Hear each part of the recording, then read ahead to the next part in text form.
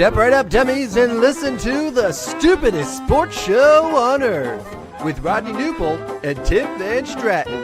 Yeah.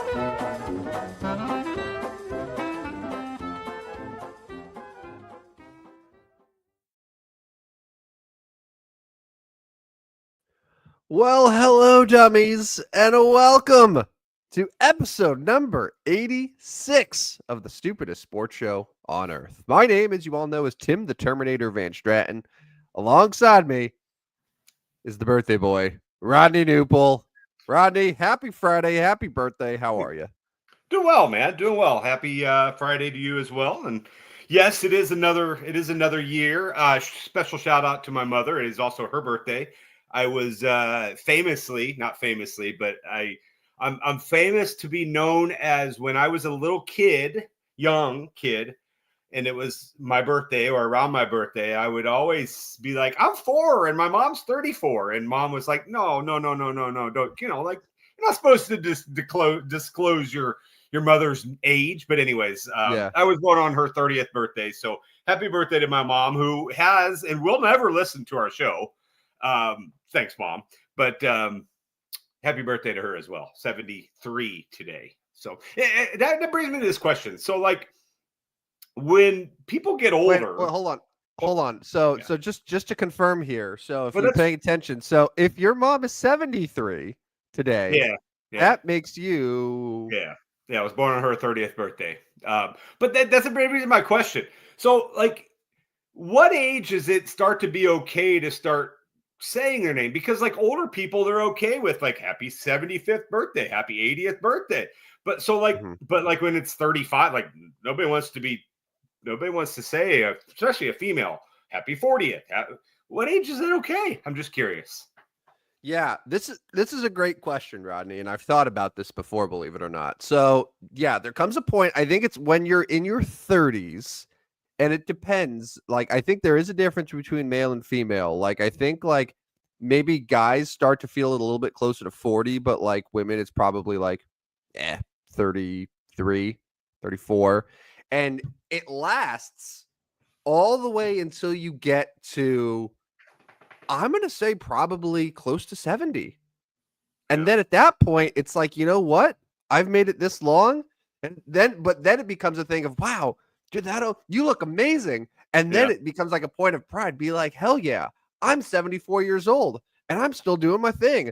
I'm still like all this stuff. And then it's like, it becomes a point of pride. So, but there's like a 40-year stretch in there where it's just like, don't ask me about it. I don't want to talk about it.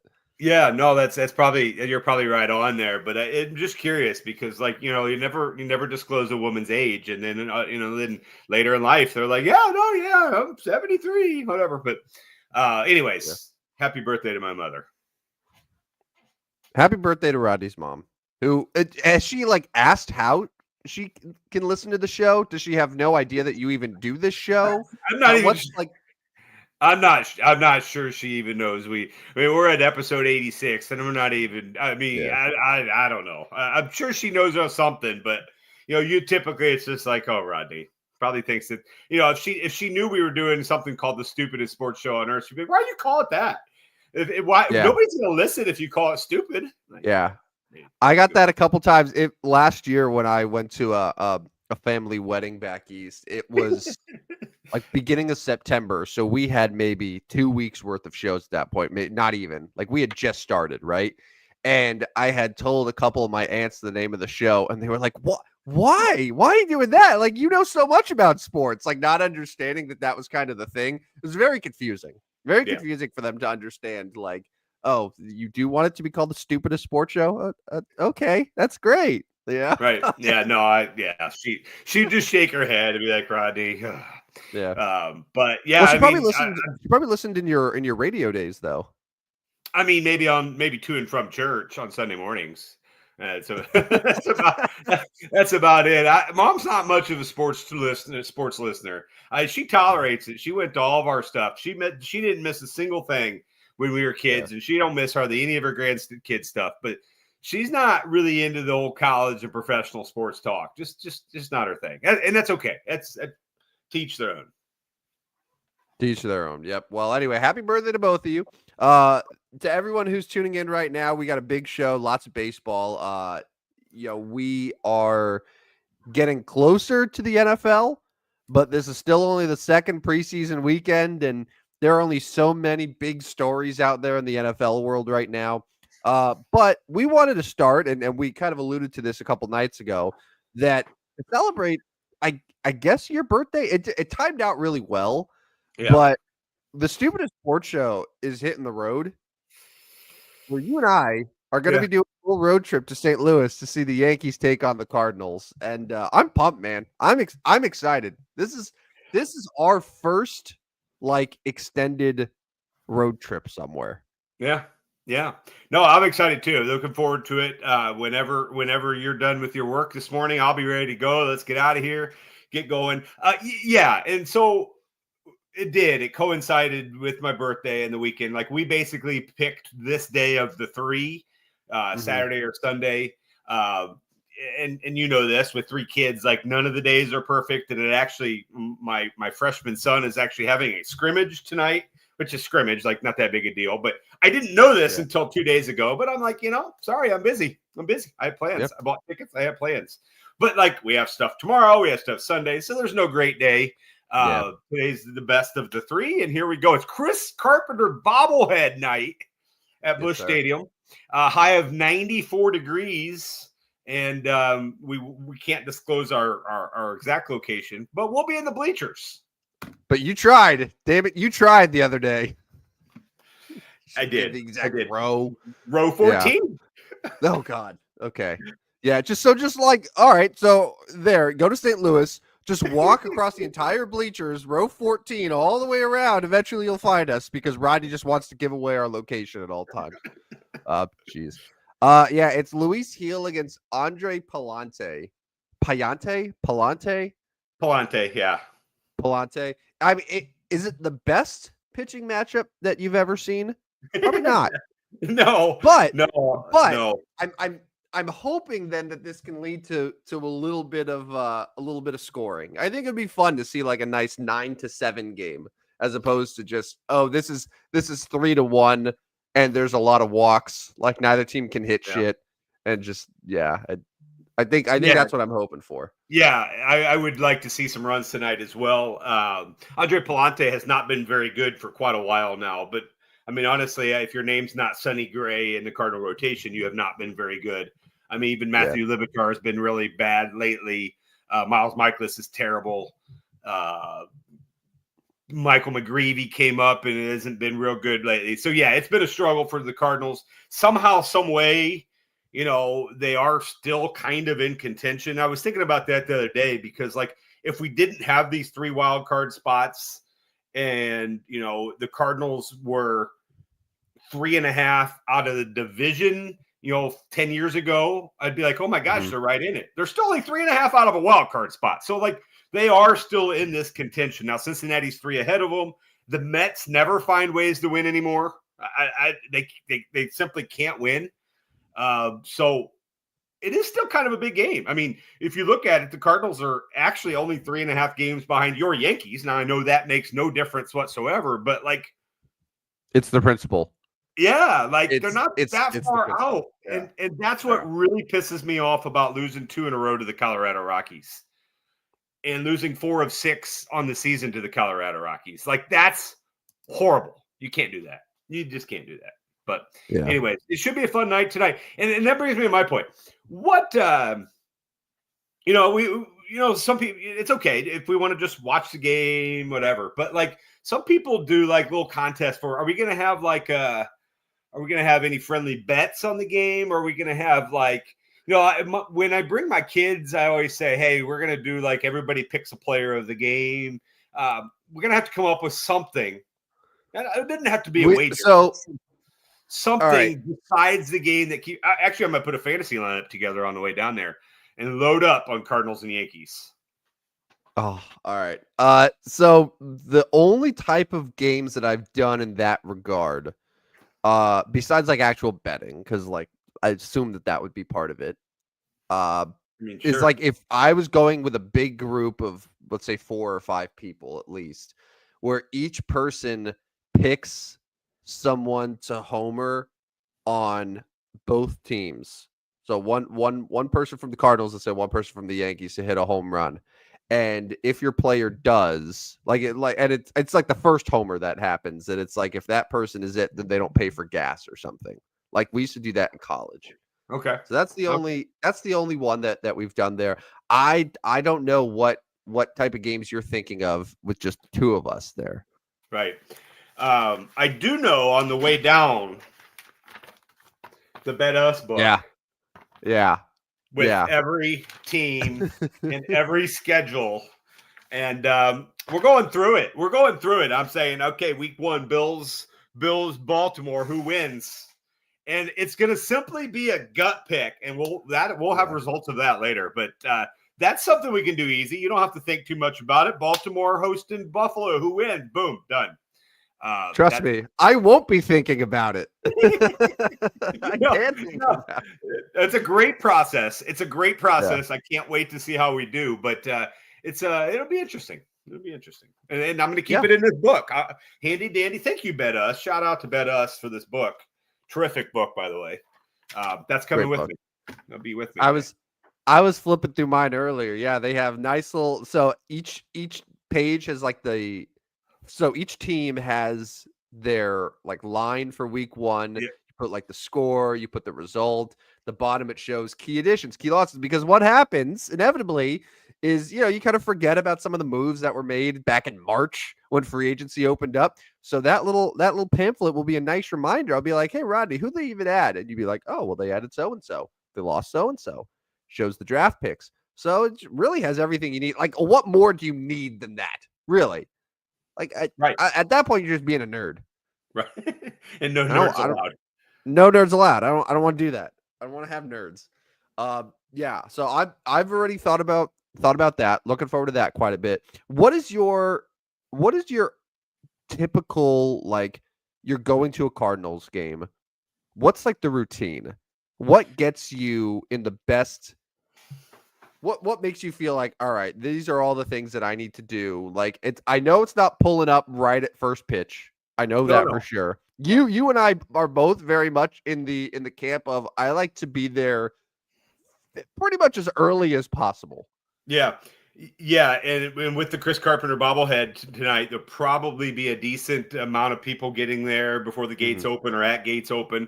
It's time to get in at gates because I want to get down to the left field bleachers as low as possible for batting practice. I am 43 today, and I still want that ball in my hand. Now, I have gotten to the point where if I get a ball and there is a kid that is not obnoxious next to me, I will give them that ball. If this kid is obnoxious, and I'm not saying not obnoxious in a I don't, you know what I'm saying. But if this kid is super obnoxious and maybe a little bit older of a kid, I'm not giving him the ball. But if it's a young kid that's trying to get it and just can't because it's too little, or I'll get it and then give it to him. I'll give it to him. I don't have to have that ball. I've thought about this so many times, man. What I would do in that situation. And I keep saying to myself, I pray that if I'm ever lucky enough, because I've never gotten a batting practice ball. Really? I've never caught a home run ball. Never even caught a foul ball. No, nothing. At a major league game, no. I pray that if that moment ever comes, that there are no children within 50 yards of me on any side. Yeah. Because I don't want to have the pressure of having to give it. Because I'm at that age where I should not be keeping a ball. If there's a kid, I need to give it to the kid. It's a good look. Everyone's going to be expecting it. But if there's no kid around, no one's going to be upset. What am I going to do? Go two sections over, try to find a kid? No. It's my ball. So I pray that I don't have to face that situation.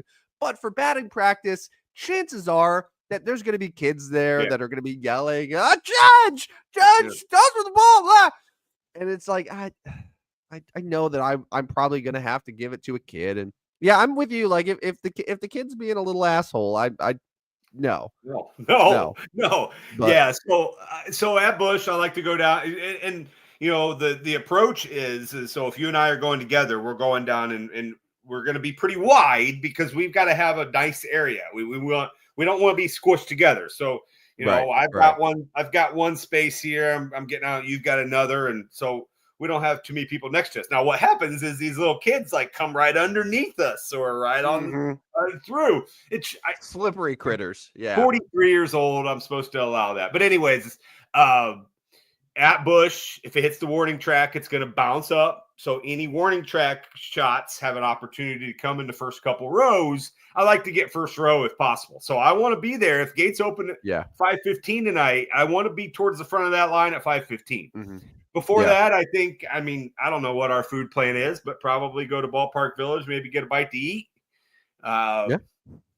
We'll take the train across because parking at the Casino Queen is kind of what I do. Now, I'm not going to give your exact parking location. No, I'm shocked. Tell them the damn license plate while you're at it. My God, man. And I think we're gonna hit up Casino Queen before, right? Like, we live 160 miles away. Like you get down there, you hit up Casino Queens, maybe even go to DraftKings and put up a bet. But no, those are all the pregame things today, and get that Chris Carpenter bobblehead. And you mentioned there's like a gold one or something. So I'm curious. I'll look that up on the way down and see if I can get the special Chris Carpenter bobblehead. Yeah, I think it's a select amount of bobbleheads that are, what are they, gold or platinum or something. I'm pulling it up right now. Yeah, but so they got 20,000 bobbleheads, these Chris Carpenter ones, but they said a number of limited edition silver bobbleheads will also be in the mix. So this is not great podcasting here, but like you can see the regular one, and then it's like his silver version. So I mean, if you cop that silver version of the Carpenter bobblehead, I'm not saying you have to sell it. And obviously, you're a Cardinals fan. That'd be a nice collectible for you. But I would imagine that might have some resale value. Yeah, and I that brings me to the point I may just sell it on the spot. Just cash in hand, just sell it. Yeah, what would you sell it for on the spot? That's a great question. I'll have to kind of do some research on the way down. But I don't know, because there's going to be hawks that want to get those. They're going to try. They're going to be you're going to see somebody in the concourse with multiple boxes. They bought some or there always or are. whatever. Always. That's the nature of it. I don't know. I'll have to think of a number.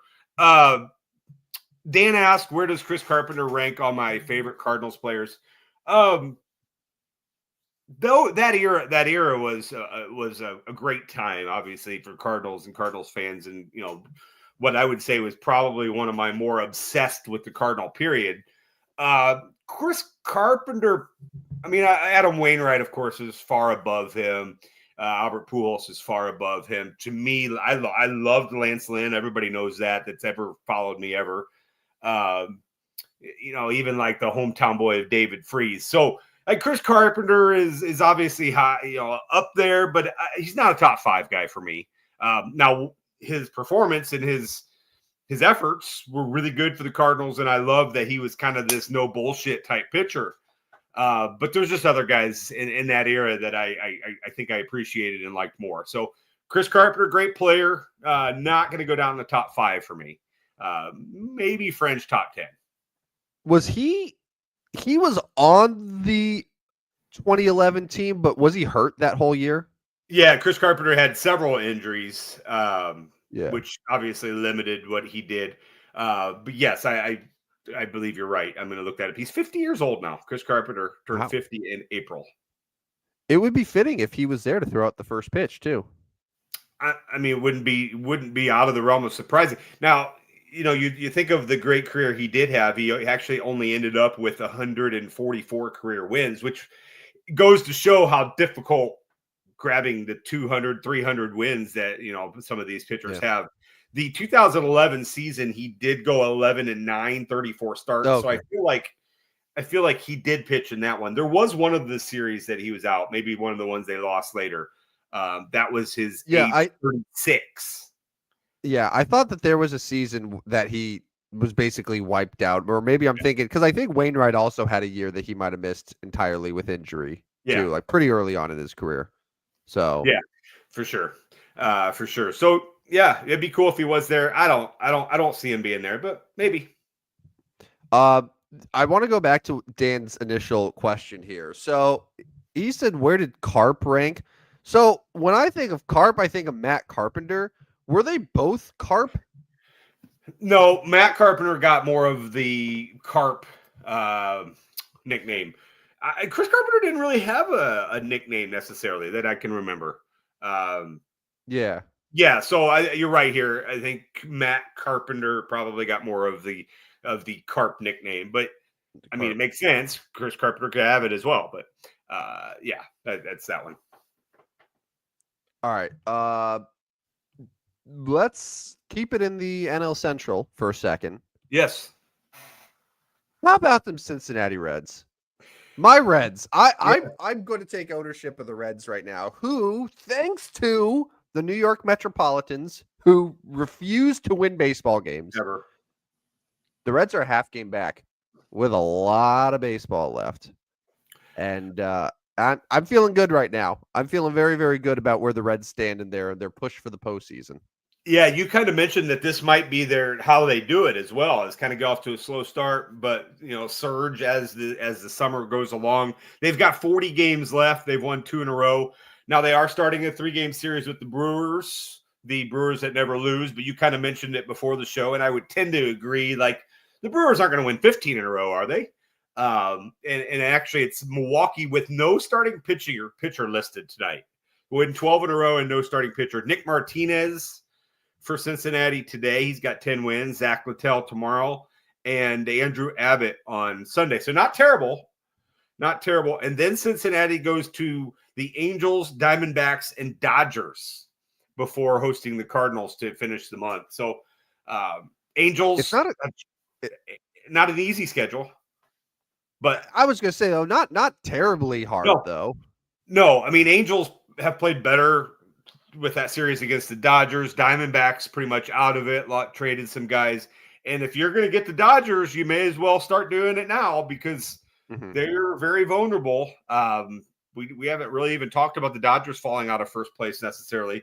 And then they finished the month with the Cardinals in Cincinnati. So, yeah, I mean, there we are. And then you move into September, and who knows what will happen. Now, it does look like it could be tougher in September. It's Toronto, the Mets, and the Padres to start September for Cincinnati. Yeah. All 3 teams will also be playing for something. So, your Reds, congrats to your Reds. My Reds. Well, they haven't done it yet, but they're trending in that direction. That's what I'm happy with. But yeah, that stretch in September is that's gut check time.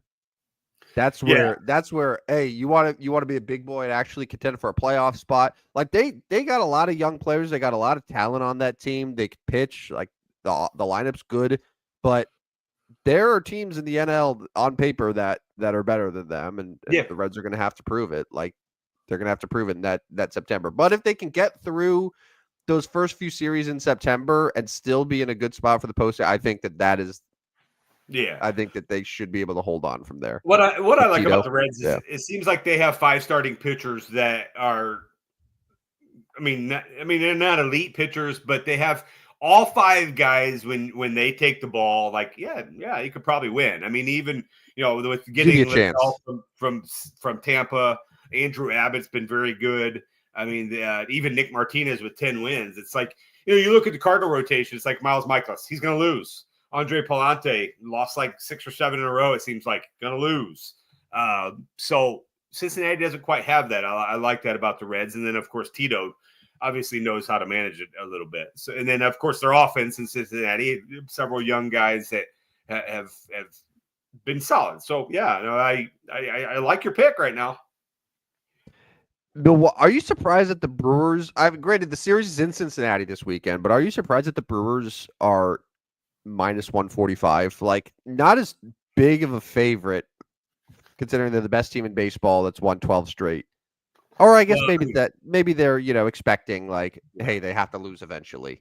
Yeah, I mean that's what I look at is like, I think you got it. I mean, I'm taking Cincinnati there because of that. Like, I mean, I thought Pittsburgh would get one of them. As bad as Pittsburgh is, I was like, okay, Milwaukee can't continue to be this hot. they were running up against Skeens. I was like, okay, this could be a 2-1 game, either way, but they pounded Skeens. So yeah, at some point, I'm not overly surprised. I mean, these betting guys know what they're doing. I'm probably taking against Milwaukee until they lose. They can't keep winning every single game. Yeah. Now imagine, Rodney, if I told you on June 1st. So let's go back 2.5 months now. I said, hey, in 2.5 months, the Dodgers, the Yankees, the Cubs will all fall out of first place. Yeah, that would be pretty wild to me. Yeah, I would laugh at you and not believe you. Yeah, that's crazy how the divisions have fluctuated. You've got Toronto, San Diego, Milwaukee winning divisions. It's I can't call San Diego necessarily that, but you've got kind of the smaller markets taking over right now. You mentioned all the bigger markets, even the Mets. I know they didn't have a huge lead, but big market, Chicago, big market, Yeah. Los Angeles, big market, New York Yankees, big market. So now we'll see here if some of those go back. I don't know. Like Milwaukee's not losing their lead; they're winning the division. Toronto could certainly cough up their lead. Yeah, well, I was gonna say, and it might not be. Oh, the Yankees, like the Red Sox, yeah, are 5 back. yeah. The Red Sox now have a better run differential than the Yankees do, who for pretty much the entire year, the Yankees were very high up there, like their best run differential in the American League. Now Red Sox are plus 93. They're 10 games over 500. That's another team that started off slow and that has just been cooking for the last 6 weeks, 2 months or so. Really, like since the Devers trade, which is hard to believe. Like they lost Casas for the season. They traded Rafael Devers, and they've gotten better. Yeah. That it's wild to me too. I mean, Roman Anthony obviously been better, and I think he's going to continue to be good here as season goes along. But yeah, no, I mean, back to the divisions. I mean, San Diego, the Dodgers, and I think, and we can get to that now. This is a big series this week, and I don't necessarily know what to expect from that series because the Dodgers are playing so poorly. San Diego seems to be playing really well, but like, I mean, both teams obviously are shooting for 2 out of 3, and if the Dodgers win 2 out of 3, that division is tied. I mean, if San Diego finds a way to sweep, like they're surging 4 games up. So big series. What is it, in San Diego or in LA? I don't know for sure. I'm gonna look that up here real quick. It is in LA. LA, yeah. So it's in LA, and San Diego would have had Michael King on the mound tonight against Kershaw, but then Michael King, who was on the IL for 2 months, had 1 start and is now on the IL with a different issue. So now they are TBD, so they're going to have to throw something out there for tonight against Kershaw, who's pitched well. Like Clayton Kershaw has had a low 3 ERA this year. Tomorrow's matchup is Dylan Cease I think and Blake both. Snell. Okay, yeah. I don't know why the MLB app has TBD for both of them, but that's what I thought. Yeah, Dylan Cease and Blake Snell. And then Sunday, I think, is Yu Darvish against not sure. They've got Tyler Glasnow listed going Sunday, but I mean, who knows if that changed. But yeah, I mean, that's some good pitching matchups. Saturday, Sunday's decent pitching matchups. Darvish and Glasnow, both veterans, both know how to win games. And then Saturday, Cease and Snell. I mean, you've got two guys that have sniffed Cy Youngs there, right? Like it's a pretty good matchup. But yeah, the Dodgers have lost 4 in a row. That series against the Angels. Now, if you were still an Angels fan, you would have loved that. They beat them 6 in a row this year. Yeah, I mean, listen, I hate the Dodgers regardless, so I did love that. That was a wild series, like. And I did have fun with some of my Dodger fan buddies because I'm sure that you remember back in the day where Ohtani was on the Angels and there was it was the Tungsten Arm O'Doyle meme where it's like listing the Ohtani amazing historic accomplishments and it's like Shohei Ohtani is the first player since Tungsten Armo Doyle to do this, as the Angels lose 7-3 to the Tigers. Like that was Right. like the running joke. So I was doing that after every loss to be like, oh, Shohei Ohtani tripled and punched out 7 hitters as the Dodgers lost 6-5 to the Angels. Like, so that was some fun that I had this weekend. But yeah, like that is one of the stranger occurrences this year. The Angels beating them in all 6 meetings. Sweep in LA, sweep in Anaheim, like comeback victories. Extra inning victories. It just, wild. And the Dodgers have to be feeling not great at that type of series. And then meanwhile, the Padres have surged, won 5 in a row. And now they're playing from behind. And fun fact about the Padres here, one of my favorite things that I love to do is just read old baseball names. I'm going to tell you, Rodney, the last time that the Padres had a division lead this late in the season, it was September 25th, 2010. Do you want to hear the lineup that the Padres had? Yeah, I'd like to hear that. All right, yeah. So this is the last time that the Padres had sole possession of first place in the NL West this late in the season. It's 15 years ago. And I bet you're going to remember pretty much all these guys. So leading off in center field, we had Will Venable. Yeah. Yeah. Second baseman, batting second, both of our boys, David Eckstein. Yeah. Okay. I remember his stint with the Padres. Yeah. Batting third, who I do not remember at all being a member of the Padres, Miguel Tejada at shortstop. No, I don't remember that. I wonder if that was a deadline trade. Was that a deadline trade to bring him over? It must have been. Like, I would be shocked if Miguel Tejada was a Padre for longer than a couple months because I have no memory of it. I'll look that one up as you continue the lineup here. All right. Well, first base, the only guy that's like that I was like, oh yeah, for sure. I remember him in his Padres era was Adrian Gonzalez, first baseman, longtime Padre. Batting fifth, another former Cardinal in right field, Ryan Ludwig. Yeah, their 5-hitter. Okay. Batting sixth in left field, Oscar Salazar. Kind of seventh, another longtime Padre, Chase Headley. Okay. Remember him with the Yankees for a couple years after a long stint with the Padres. Their catcher batting eighth was Nick Hundley. Yeah. And then we had no DH in the National League at this time. So the starting pitcher batting ninth was John Garland. John Garland, former White Sox. I've got some Tejada Padres news here. So we were both right here. He started 2010 with the Baltimore Orioles. Yeah. He had signed Baltimore a 1-year, $6 million deal with the Orioles. And then on July 29th, he was traded to the Padres. And then later, so September 22nd, he hit his 300th career home run with the Padres. And he hit it off Ted Lilly of the Los Angeles Dodgers. Ted Lilly. He had a home run off Ted Lilly. And then the very next year, he stayed in the NL West and went to the San Francisco Giants for the 2011 season.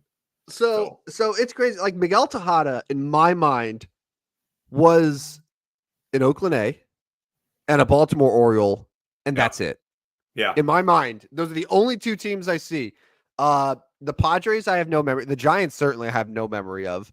I think that very recently, actually, I learned that he had a very short stint as a Houston Astro when they were still a National League team. What if I told you that he was with the Houston Astros, the Kansas City Royals, to finish his career? That's a lie. You're being lied to. And who did you mention to start? So Baltimore Orioles. I said the A's. So I said the A's and the Orioles because I know that he went to the Orioles right after the A's, and that in 2010, I'm assuming that was his second go around with Baltimore. Well, okay. So 1997 to 2003 with the A's. Yeah. 2004 to 2007 with the Bird Gang in Baltimore. Yeah. 2008 and 2009 with the Astros. So 2 years with the Astros? I mean, at least two parts of 2 seasons, yes. Do you remember that? I mean, they were in the Cardinals division. Do you have any memory of Miguel Tejada with the Astros for 2 years? No. Baltimore Orioles 2010, Padres 2010, Giants 2011, Kansas City Royals 2013. So he must have been out of the league for a short period of time. Man, it's one of those guys who was an unexpected journeyman. Like and maybe I'm alone in this, but I don't think of him as a journeyman. I think of him as an A, as an Oriole, and that's it. Right. Yeah. So there he is, Miguel Tejada, blast from the past. Miguel Tejada. I'm telling you, I think that we approached this summer all wrong in the way that we did our shows. I think it should have just been every episode was just naming old players from the 90s and from the 2000s and just be going like, through. hey, remember that guy? Remember Ryan Ludwig? And then we just sort of talk about it. Yeah, I mean, all right.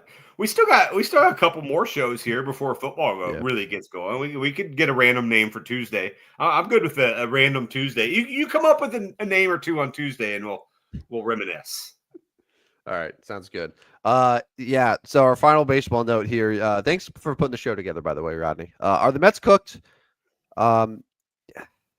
Division wise, yeah. Like I think NL East. I don't think they're gonna surge back and win the NL East. I don't. And like the Phillies haven't been amazing. They've lost 3 in a row.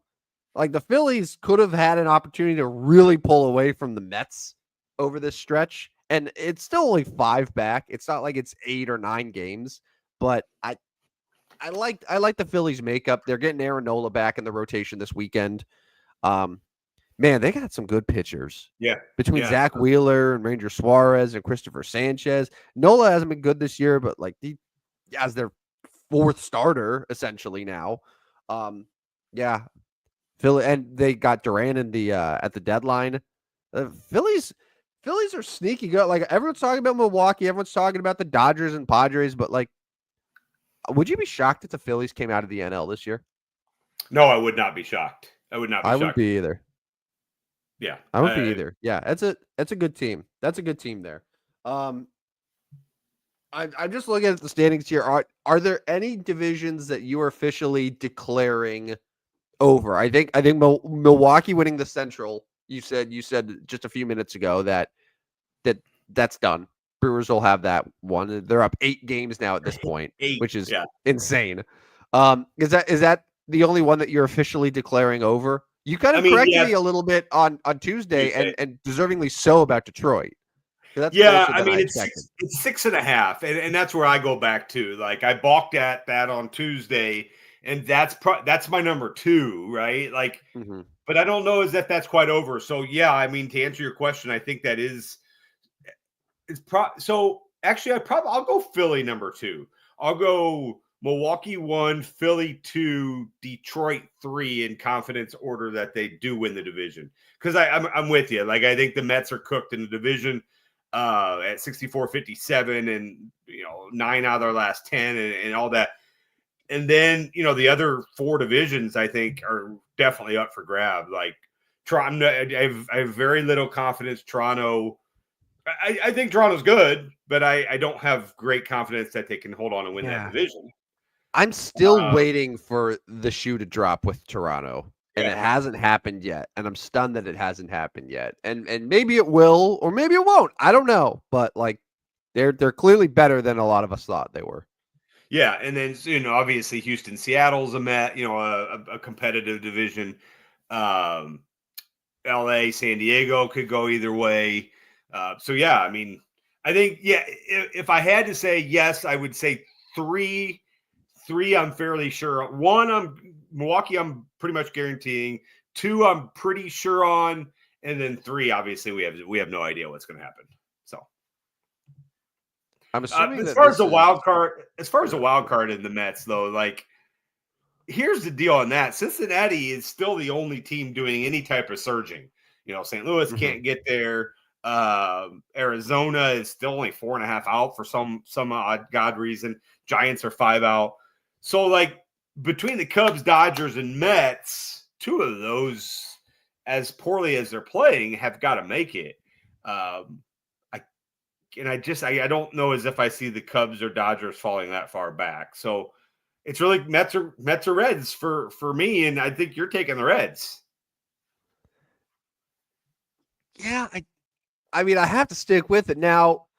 my when we did our predictions, the team that I had falling out, I believe, was the Padres. Yeah. It was going to be the Padres that were out, and the Reds coming in, which could still happen. It's not like the Padres have anything guaranteed right now, but yeah, it would probably have to be the Mets. Which Yeah. I like the chance. We've seen plenty of Mets collapses over the years. We're seeing one right now. But I also would assume that hey, they're gonna start winning some games.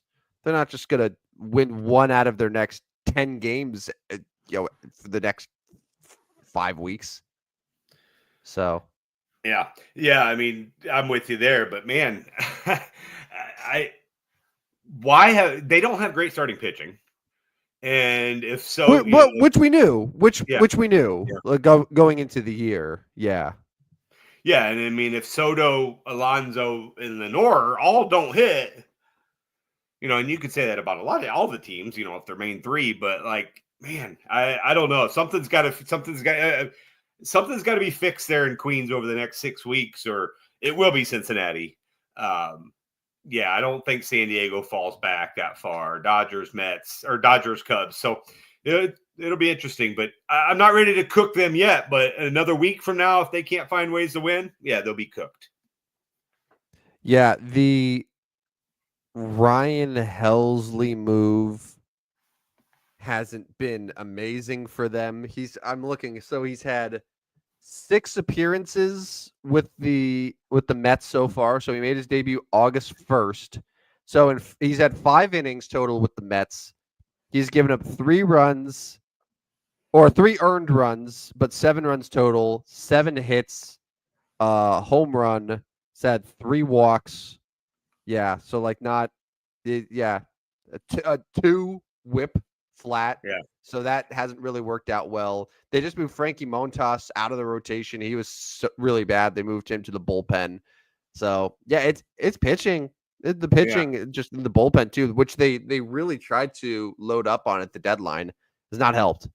Yeah. Has not helped. It's kind of like what happened with the Yankees those first couple days after their revamped bullpen. It was just a disaster. So it's and what kind of stinks about that is that when you see teams that are aggressive and try to really improve their roster at the trade deadline, and these moves backfire, it makes front offices very hesitant to do that in the future.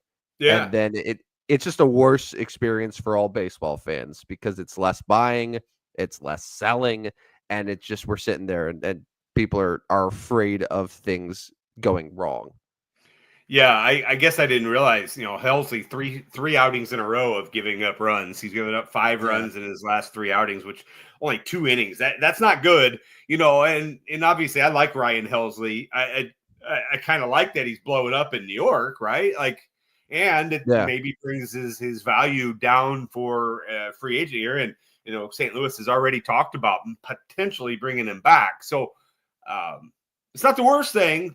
And the Mets are a team the Cardinals are chasing. Maybe he was set up. Maybe he was told to go to the Mets and sabotage them so that Cardinals would have a chance. But Cardinals can't beat the Rockies. Yeah. Yeah. Cardinals like, no, you do this, Ryan. We'll take care of the rest as they get shut out by Colorado at home.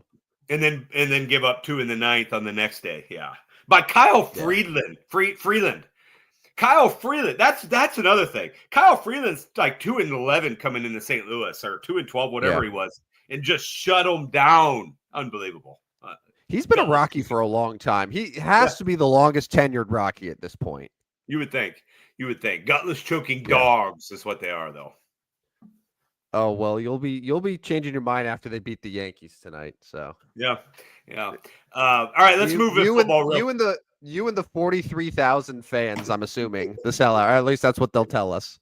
Fans. Yeah. Real quick, what do we want to see out of NFL Week 2 preseason? Your NFL football Giants. Let's just go there. What do you want to see out of the Giants in the let's see, who they got this week? They're facing the Jets Saturday night. Oh, Giants, Jets. Yeah. What do you want to see Saturday night? What do you want to see out of your Giants? Obligatory no injuries. Yep. Obviously. I want to see another good performance from the offensive line. I mentioned it the other night against Buffalo, 51 pass attempts from all four quarterbacks, and the offensive line didn't allow a single sack. So hoping that see a similar performance there. A couple guys that didn't play in the first preseason game, I want to see them get reps in this one. And yeah, I want to see more of the same from Jackson Dart. I want to just continue to see how he's able to improve, see how he can make reads. The touchdown pass that he threw to little Jordan Humphrey last weekend, I was watching a breakdown of it, and he actually called an audible like right beforehand. He like spotted something in the defense and he did a signal. Like, it's those types of things that you want to see from a rookie, to be able to read the defense before the snap, to be able to make changes on the fly and execute. So if he can do that against what's still a pretty good Jets defense, I'll be super pumped about it. Yeah, no, it'll be interesting to see all the rookies. Sounds like Shedeur Sanders is not going to play now with his injury. Oblique injury. Yeah, that's so Shedeur might not play. Dylan Gabriel, I guess, is still very questionable to play. Kenny Pickett's been out. So, I mean, dude, they have no healthy quarterbacks yet, despite employing the most quarterbacks in the league. Yeah. Crazy. Dylan Gabriel will start if his hamstring feels good. Okay, well, good luck with that. So I want to see him. Cam Ward, the quietest number one pick of all time, right? Like, we hear nothing about Cam Ward. At least as a quarterback, like, quietest quarterback taken first overall in quite some time. Like, there's no hype, which honestly isn't the worst thing for him. No, it's not. And Tennessee's a good spot because you can stay fairly quiet there, right? Yeah. Like if he sucks in New York or LA or Chicago, like, we're hearing about it all the time. If he sucks in Nashville, okay, not we won't hear a ton about it. But Cam Ward gets going his second game. He's playing the Falcons. Those are really what I want. I want to see the rookies. Is really all I'm looking for in week 2. Yeah, is generational Caleb finally going to play? Supposed to. Bears say they're playing all their starters. That's good. Yeah, they're at home hosting Buffalo. So, see, and then you mentioned Monday night. We have an actual Monday night football game on ESPN. Bengals Commanders. That'll be fun. Yeah, looking forward to that. Yeah, one. No, Monday night. I mean, Monday night. Anytime we can get some football. And then so that leads into Monday. So then next Saturday is college football. So we are back. We're so back. Yeah, we're back. We're back. We're back, folks. All right. Real quick, before we get to our Mount Rushmore of 86s, you put this on the card for today: fantasy football draft approach. Now, I don't know what direction you wanted to go with this. You started to get a little bit into a rant before our show today about a league that you're in, which thankfully I'm not in. Yeah. It really was more of a, if we had time for this, and we only have a couple of minutes here. I'm going to ask you here in a second, but like, why do fantasy drafts have to be difficult? Like, why do you have to have so many different rules? Why do you have to have so many different versions? Like, I know some people think different ones are fun or whatever, like different wrinkles, but like, it's okay to just pick your players each year. Like, you don't have to have like, well, one year we're going to keep 4 guys, and the next year we're going to keep 3 or 5, but they have to be this. Yeah, and they got parameters on how you can pick them, and then you get, like, just make it simple. Like, fantasy sports does not have to be difficult, should not be difficult. And then why do you have to have multiple places to land your pick? Like, if I'm going to pick a player, I want to go on the website, I want to click the button, and then he's on my team. I don't want to click the button and then report to a chat and then put it in a spreadsheet and press save as every damn time I make my pick. Like, it's so stupid.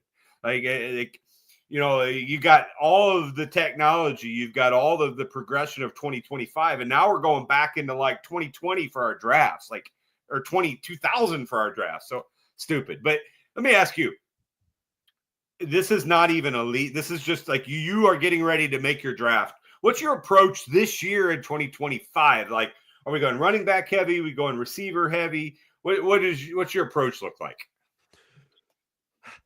So I feel like it's much easier to find wide receivers in the 5th, 6th round than it is running backs.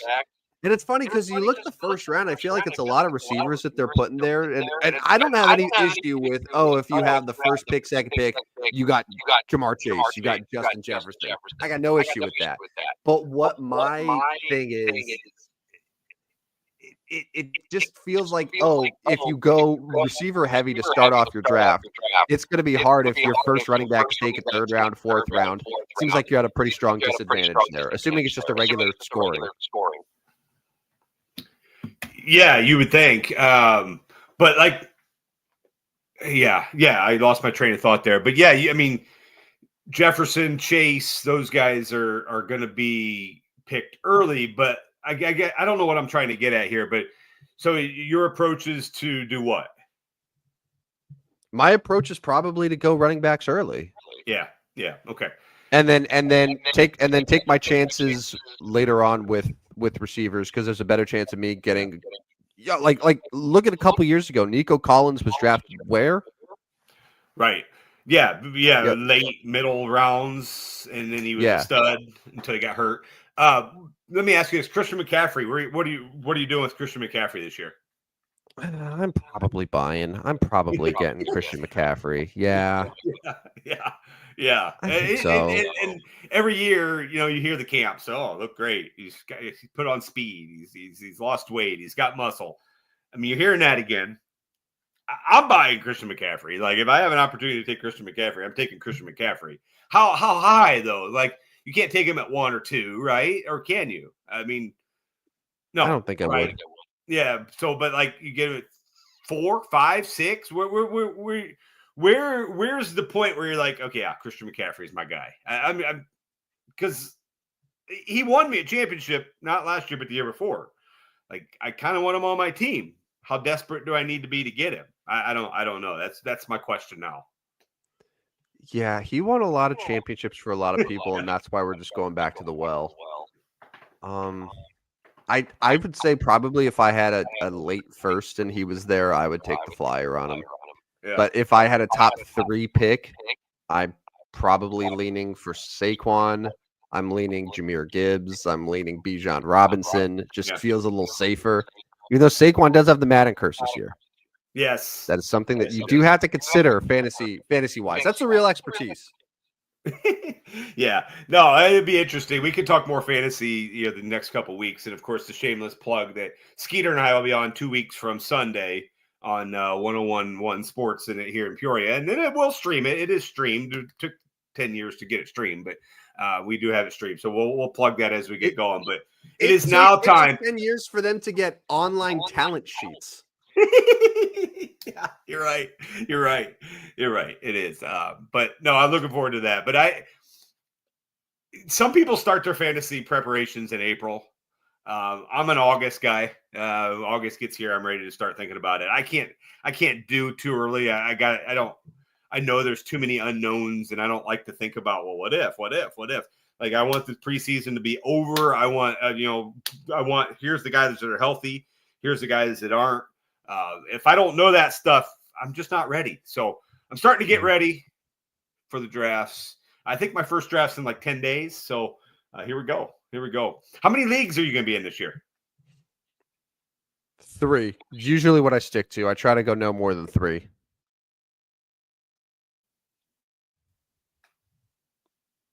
Did you get me? I lost you there. What'd you say? Hi. My name's Tim. 3 is what I go with. I usually try to stick to 3. Yeah. Right now it's 3 for me, unless one comes up late that I can't miss or I can't avoid entering.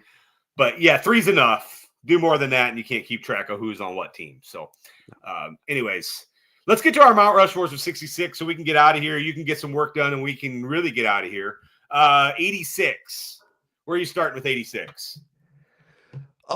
So 86, fortunately, the person that I was thinking of did actually wear 86, Hines Ward. I think Hines Ward is probably a good, safe bet on the Mount Rushmore here. He's not a Hall of Famer, which is a little controversial, I guess, but had a really, really solid career, all with the Pittsburgh Steelers. Spent his entire 14-year career there. 4 Pro Bowls, 2 Super Bowl championships, was the MVP of Super Bowl, what was it, 45? Yeah. So yeah, I would say Hines Ward is comfortably on the Mount Rushmore there. Yeah, that seems to make sense. Trying to go through, I don't think. I mean, you can go back to NFL because that's where this is. I don't think any Major League Baseball players ever wore 86, so we can eliminate that. Not meaningfully enough. They're a lot. Ironically, all of them wore it in 2020 or later. So there was Okay. no one from from earlier than that.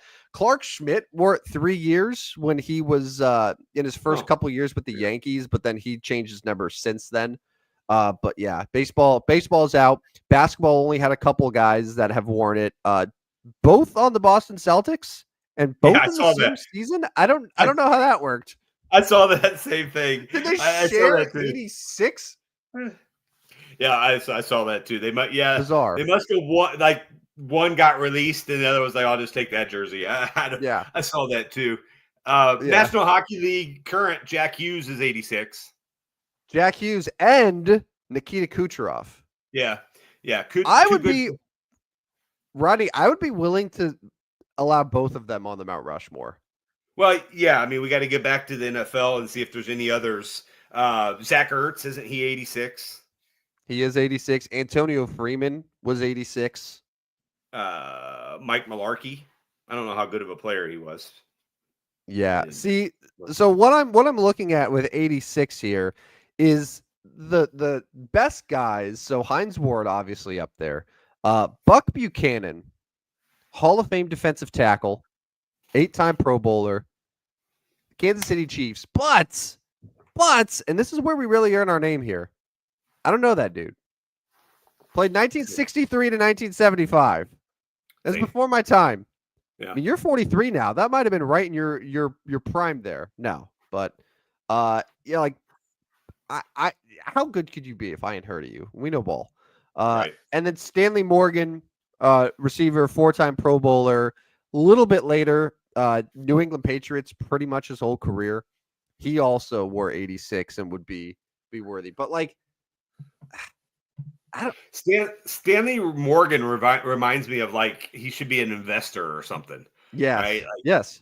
Well, it's you're not no, that's a no, you're a banker. Okay, so let's do it like this. So Hines Ward, yes, for sure. Yes.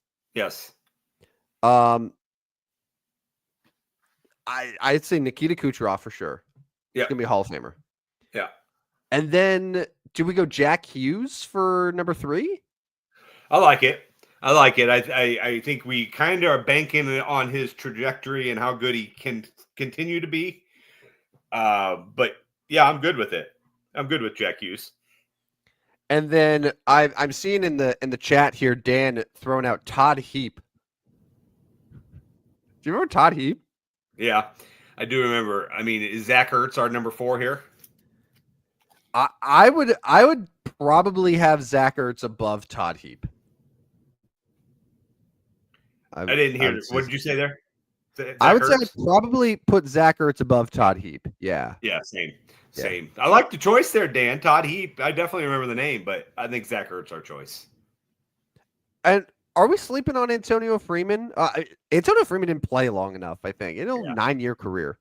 Yeah, you got to play longer, buddy. You got to play longer. You don't qualify for us. Yeah. All right. Yeah. So even though we put Jack Hughes on there, I think Jack Hughes, the first overall pick, was an all-star. He's been a good player. He still has a lot of hockey left to go. Yeah, right. But I just said you got to play 9 years, and then we put Jack Hughes on there. Okay, well, Jack Hughes, I would assume, will play more than 9 years. So we're investing. We're investing in the Jack Hughes career. Like Antonio Freeman, that's finished, man. That's a finished product there. We've already said we have all rights to remove your face and put somebody else up there. So Jack Hughes, don't screw this up. Don't screw this up. But that is our 86. And one more hot take here. Dan comes in hot here at the end. A healthy Devils team wins the Eastern Conference this year. Book it. I'm telling you right now, I will take the Florida Panthers. I'm gonna gladly take the field there in the Eastern Conference. I mean, you got Florida, you have Tampa, you got Carolina, you have Toronto, you have I'd probably take all 4 of them over the Devils this year. I didn't even mention Washington. Washington won the damn President's Trophy last year. And the Rangers might randomly be good again. Sometimes they might. They might. I don't think they will, but they might. Yeah. So there we go. All right. Book it. Yeah. Let's call it a day. Get some work done. Get to St. Louis. Sign up for my Substack, our Substack. That's kind of mine. That maybe will join at some point again. Maybe, I don't know. Right around 500 for August. Still up 25 units for the year. Go to Substack. Sign up. Football picks coming soon. I'll throw some preseason at you, but I wouldn't necessarily blindly tail those. Follow us on Twitter if you haven't already. Stupid Sports Show, no W on Twitter, not X. Know what you should do?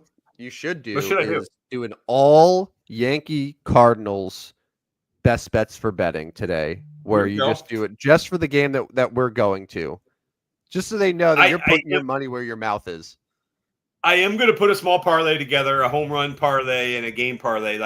So if you do this, you got to take the over. You got to do a Judge home run, maybe a Stanton home run, maybe I can't even think who's going to hit a home run for the Cardinals because I think Contreras is out, Arenado is out. The Cardinals don't have a single guy that'll hit a home run. Maybe Alec Burleson or somebody. What happened to Arenado? He's been out for weeks. He's been out since the deadline. He has, at least 2 at this point. He's got an injury. Contreras has an injury. So Paul Goldschmidt's not going to play now. We got the walking wounded in St. Louis tonight, but I'll put a parlay together. I'll throw that on our Twitter account on the way to St. Louis today. If it makes you feel better, because I didn't know that because I had traded him to you in our fantasy deal. If it makes you feel better, Jazz Chisholm hasn't really done too much either. He's been playing, but it's kind of been stinking. He's just he's getting steals, and that's about it. Yeah, we'll say hi to Jazz tonight. Yeah, dude, I would love to say hi to Jazz. You know what? Yeah. Honestly, if you think about the Yankee lineup and the guys taking batting practice, it might make sense for us to maybe watch a little bit from the right field bleachers as well. Yeah, we could do that. I mean, it's hard to. Once you're set, it's hard to move. Because you start missing bats. That's true. That's true.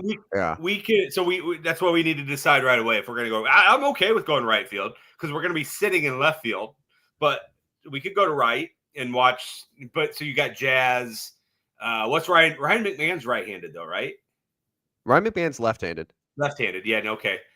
So it would be so you get Grisham, Jazz, Ben Rice, Austin Wells, all on the left side. But right side, you would get Judge, you would get Stanton, you would get Volpe.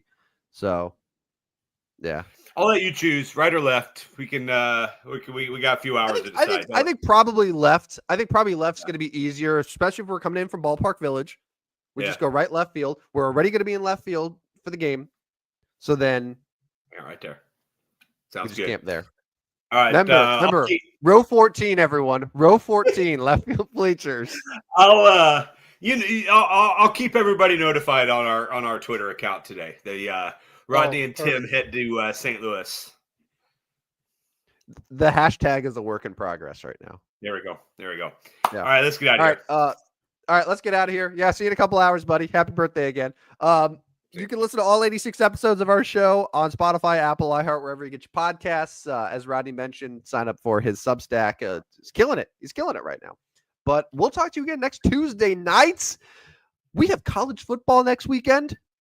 We didn't even talk about the NBA schedule release and how there's going to be a primetime game all 7 days of the week, just on different networks. So we'll cover that a little bit on Tuesday, I'm sure. But let's get out of here. So for Rodney, I'm Tim, the Terminator Van Stratton, and this has been another edition of the Stupidest Sports Show on Earth. See you guys. See ya. Step right up, dummies, and listen to the Stupidest Sports Show on Earth with Rodney Newpole and Tim Van Stratton.